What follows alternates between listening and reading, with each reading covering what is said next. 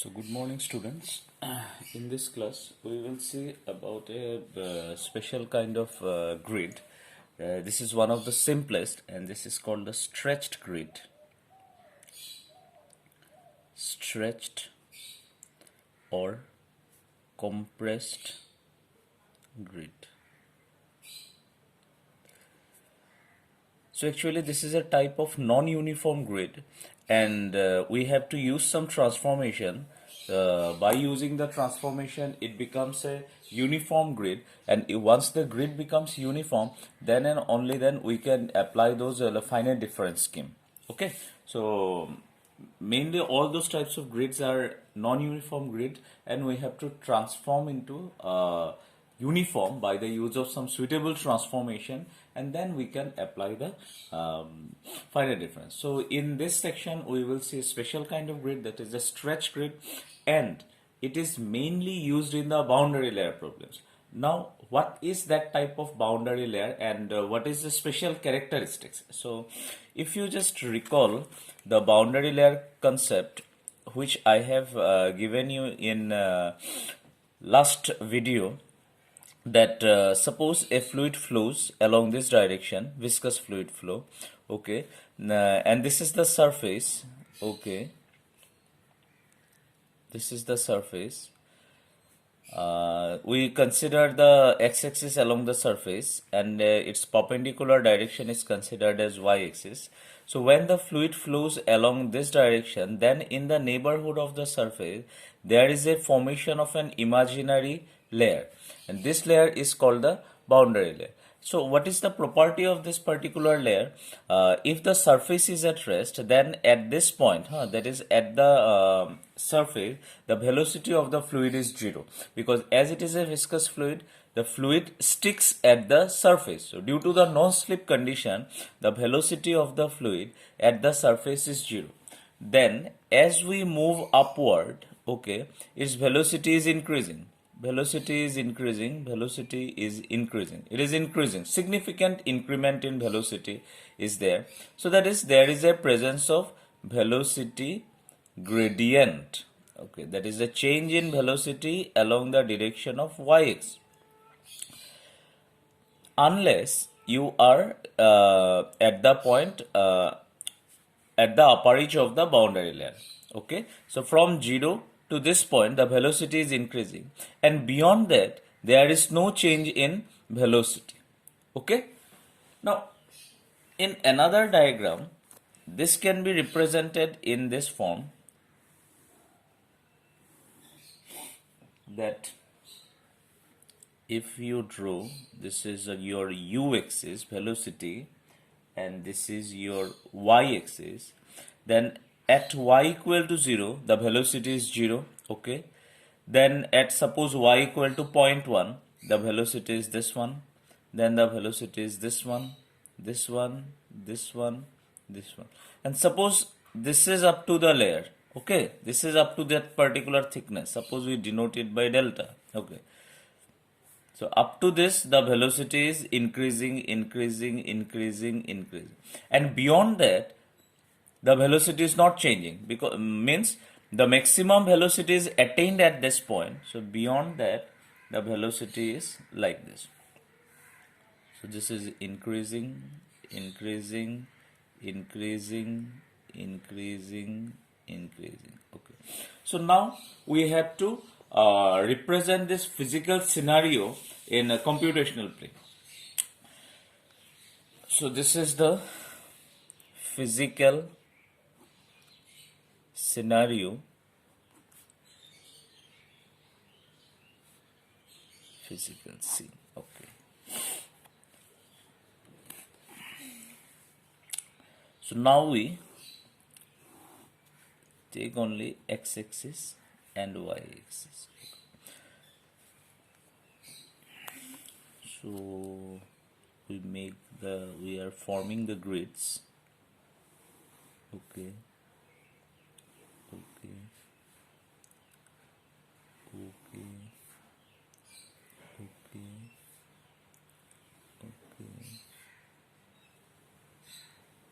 okay. Now this is your x-axis So the grids is in this form. How? Because you see, in the neighborhood of the surface, for any small values of u,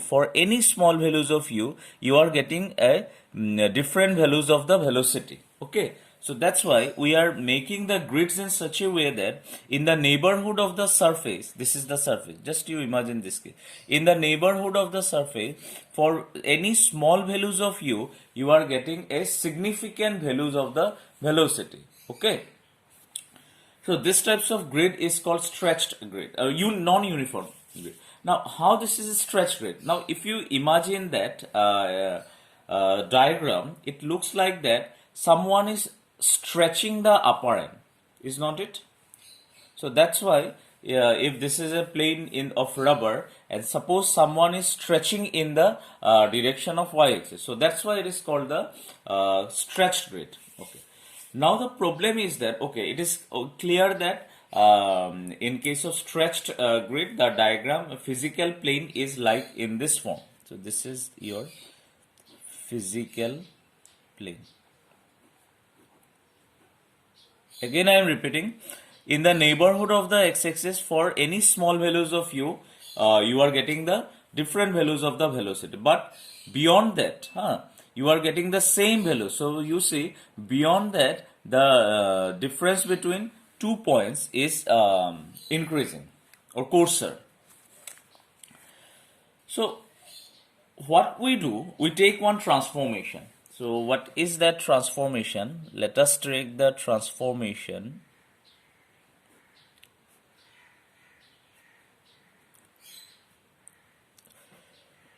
xi equal to x. Okay, now you see along the x-axis it is uniformity is there, and eta equal to log of y plus 1. You cannot take eta equal to log y. If you take simply eta equal to log y, at y equal to 0 you are getting an undefined value. So that's why you are taking eta equal to log of y plus 1.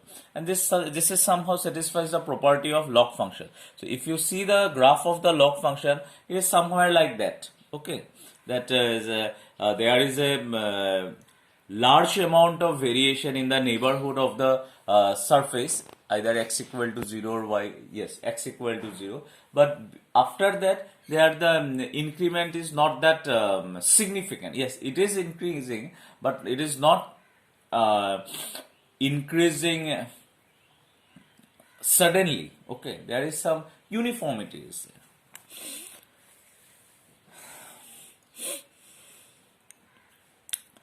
So if this is the case, in other sense you can say that your x equal to e to the power xi or y equal to e to the power eta minus 1.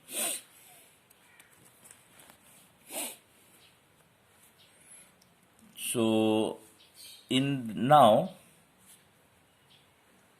it becomes eta, this is the xi axis. Okay,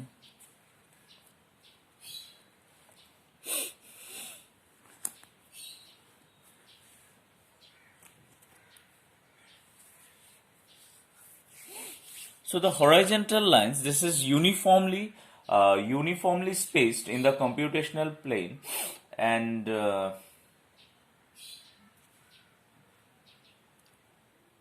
yes. So now you see the vertical grids. These are the vertical grid. They are the vertical grids are uniformly spaced in the x direction. So this satisfies. But the horizontal grids are not uniformly satisfied.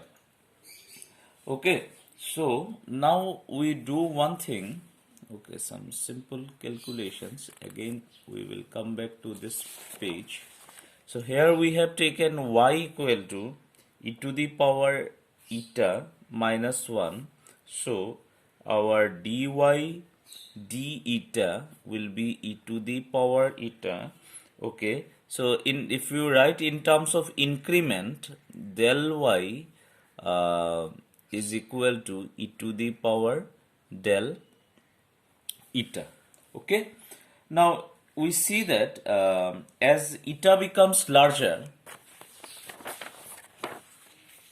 as eta becomes larger, that is, as we move away from this part, okay, as eta becomes larger, del y will be progressively larger, okay, for some constant values of eta, okay.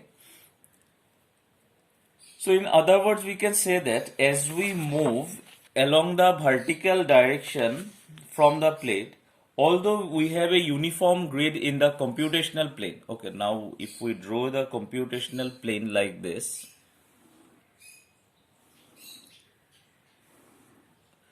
okay, yeah. So this is our eta, this is our del eta increment, and this is our del xi increment along z. So what we have seen that as we move along the vertical direction away from the plate, although we have a uniform grid in the computational plane, yeah, along this transformation we are getting uniform grid, but we encounter that for this values of eta, the delta y will be significantly progressive. So for this eta, okay, so for that delta t or eta, the value of delta y will be progressively larger as compared to the previous one. Yeah, so if you take these two increments, for this increment for various values of eta, suppose here you are getting one values of eta, here you are getting one values of eta, increment is fixed. So for though the increment is same, delta eta is same, but for various values of eta, this delta y will be progressively larger. So this transformation satisfies this particular physical plane. This is our computational plane. Computational plane, okay. Computational plane. In case of computational plane, you have considered xi and eta transformation, and in case of physical plane, we had our x and y. So we had the transformation xi and eta. If we see that in the computational plane, the grids are uniform. Now the increments are fixed in the computational plane, but in your physical plane, the increments were not fixed. Now for various values of eta with fixed delta eta, you are seeing that the delta y is progressively larger. So that is the case. Delta y is progressive. So this is an example of the stretched grid. Now I request all of you to do one homework, that derive the continuity equation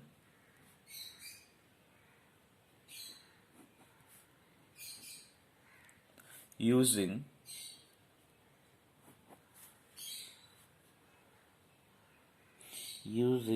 the above transformation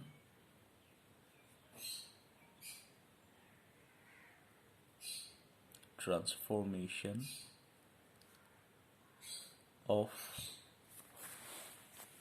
stretched grid. Okay. So with that, the part of the stretched grid is over. This is simply nothing but comes from the boundary layer concept, where that it is seen that in the neighborhood of the surface, the increments is small. Now as you move upward, the increments are large. It is not uniform actually. The diagram it says it is not uniform. So now we use some transformation. By the use of transformation, the computational plane become uniform. Now what is the advantage? If the computational plane becomes uniform, then you can apply the finite difference technique. So with that, I would like to conclude.